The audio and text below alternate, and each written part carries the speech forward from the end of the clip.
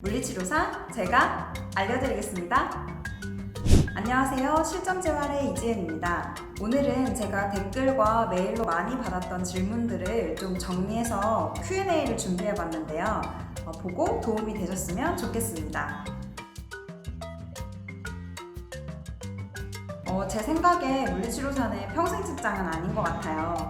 왜냐하면 평생 직장이라고 함은 우리가 정년까지 보장되는 걸 의미하잖아요. 근데 병원이 그때까지 있으리라는 보장도 없고, 그리고 65세까지 병원에서 일하고 계시는 치료사 선생님을 만나본 적이 아직 없어서요. 그런데 센터를 운영을 하시거나 강의를 하시는 분은 종종 계시는 걸로 알고 있어요. 제가 10년 동안 이 일을 해보니까 어느 정도 예상되는 것들이 있는데, 제가 봤을 때는 물리치료사의 비전은 굉장히 좋은 편이라고 생각을 합니다. 왜냐하면 우리가 사람 손으로 직접 할 수 있는 일들이 이제 기계로 굉장히 많이 대체가 되어지고 있잖아요.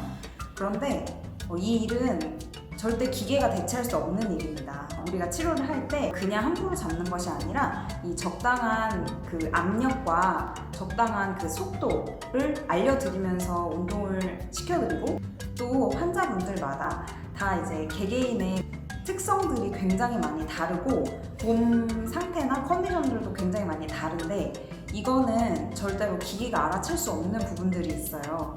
환자분의 컨디션에 맞춰서 운동을 꼭 해드려야 하기 때문에 이거는 반드시 사람이 해야 하는 일이고, 그래서 제 생각에는 물리치료사가 비전은 있는 그런 직업이라고 생각합니다.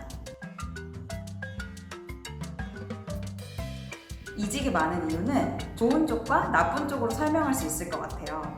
먼저 좋은 쪽은 일자리가 많기 때문입니다. 우리가 당장 오늘 관둬도 내일 취업할 수 있을 정도로 워낙 일자리가 많기 때문에, 그래서 그거를 좀 어느 정도 믿고 이직을 하시는 분들이 많은 것 같고요. 나쁜 쪽으로 생각을 해보면 그만큼 체력이 너무 딸리고 너무 많이 쉬고 싶고 정신적으로 지치고, 그래서 좀 에너지가 많이 필요하기 때문에 잠깐 쉬기 위해서 이직을 많이 하시는 것 같습니다. 이 질문에 대해서 굉장히 궁금해하시는 분들이 많은 걸로 알고 있는데요. 일단 제가 결론만 말씀드리면 차이는 없습니다. 완벽하게 없지는 않지만 그래도 거의 없다고 생각하시면 될 것 같아요.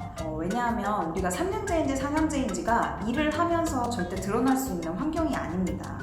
굳이 드러나는 부분들은 동기인데 1살 언니, 1살 동생 이 정도가 있고, 교육적인 부분에 대해서도 전혀 차이점이 없고, 또 일을 하는 데 있어서도 아니면 뭔가 직위를 달거나 하는 데 있어서도 3년제라고 안 되고 4년제라고 되고 이런 게 거의 없기 때문에 전혀 걱정을 안 하셔도 될 것 같아요. 그럼 무조건 3년제가 좋으냐? 또 그거는 아닌 게, 만약에 3년제 졸업을 한 상태에서 내가 만약에 대학원을 가고 싶다. 그러면 학사 출신이 아니기 때문에 1년 정도 더 학교를 다녀서 학사 졸업을 해야지만이 대학원 석사를 들어갈 수가 있어요. 그것 때문에 취업을 하시고 나서 따로 또 학사 졸업을 위해서 강의를 들으시는 분들도 꽤 계십니다. 그리고 또 혹시 미국 물리치료사의 꿈이 있으신 분들은요, 4년제 졸업하시는 게 조금 더 이득인 것 같아요. 왜냐하면 우리가 미국 물리치료사가 되기 위해서 기초 과목들을 수강을 해야 하는데요. 그게 대부분 4년제 학교에서 1학년 때 수업을 많이 듣는 걸로 알고 있어요. 그래서 기본적으로 채워지는 것들이 있는데, 3년제 출신 선생님들은 이제 그런 기초 과목들을 또 따로 추가적으로 수강을 해서 채워야 되는 걸로 알고 있습니다. 제 생각에 남녀 차별은 거의 없는 것 같아요.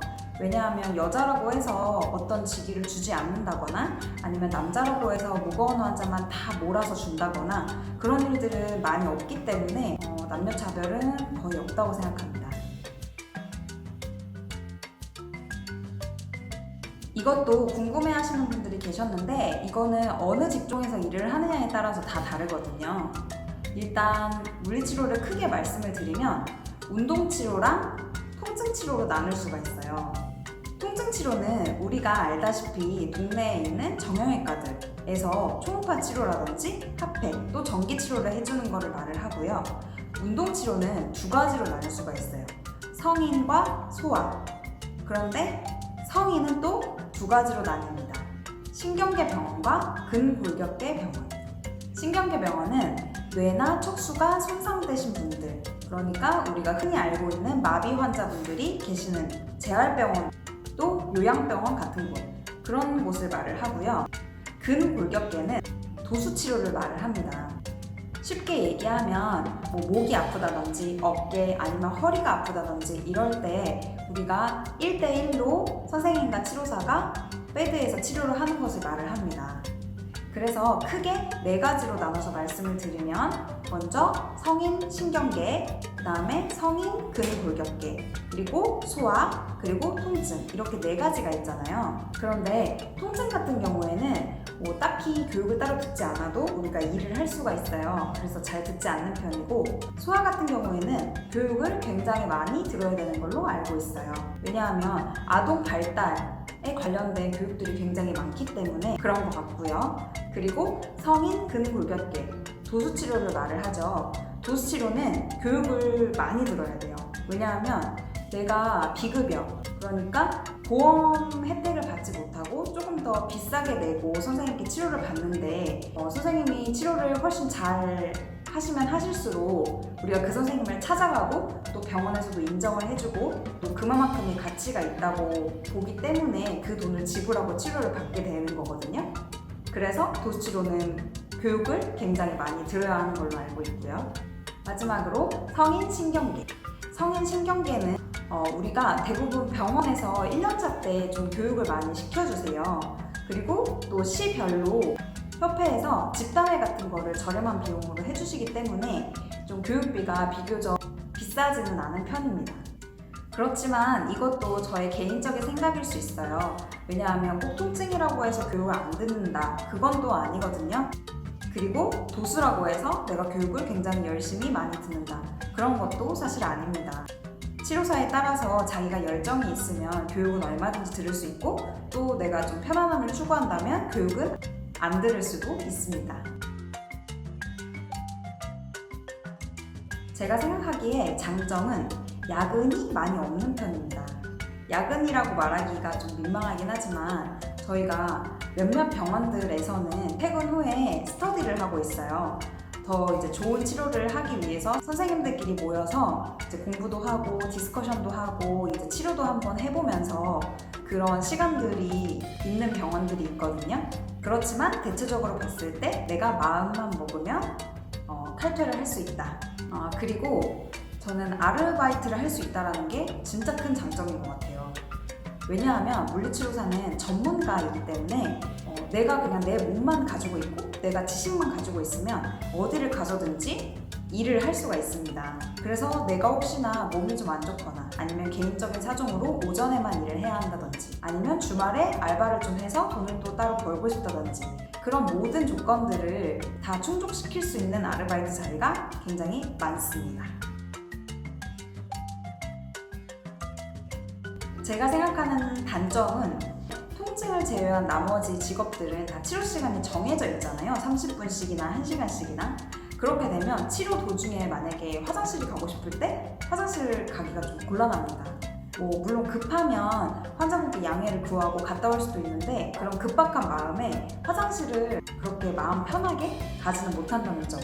그리고 이것도 굉장히 큰 단점인데요.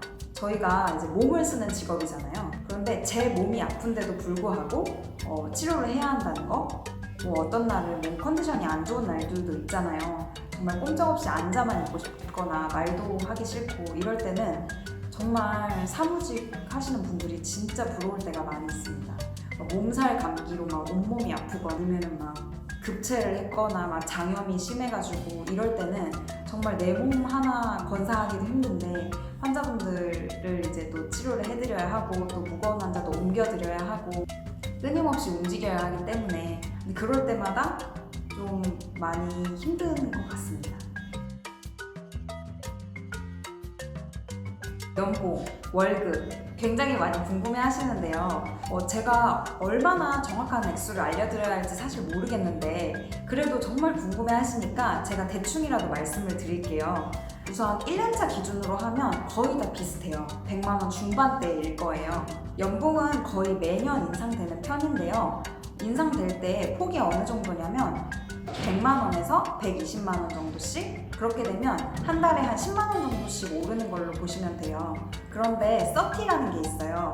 자격증이죠. Certification의 약자인데 교육이 몇 가지가 있어요. 그래서 그 서티를 자기가 따오게 되면 월급이 한 20만 원에서 30만 원이 오르는 걸로 알고 있습니다.